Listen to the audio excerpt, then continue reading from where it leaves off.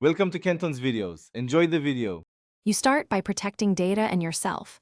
Backup or image your drive so you can restore if needed. Then gather tools, a Phillips #2, anti-static strap, and the exact SSD form factor you bought.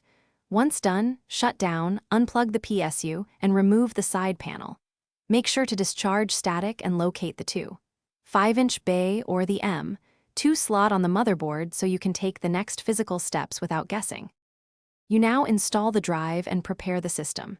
If it's NVMe, align the notch, insert at about a 30-degree angle, then press down and fasten to the standoff. If it's a 2.5 SATA SSD, mount it in the tray and attach SATA plus power cables. Once connected, decide.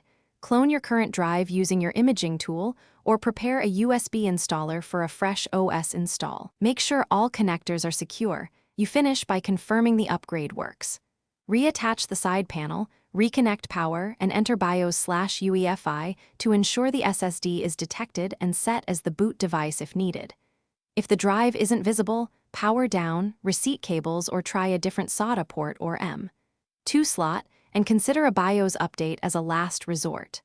Once booted, enable trim, update SSD firmware, and run a quick benchmark or file copy test to verify speed and stability.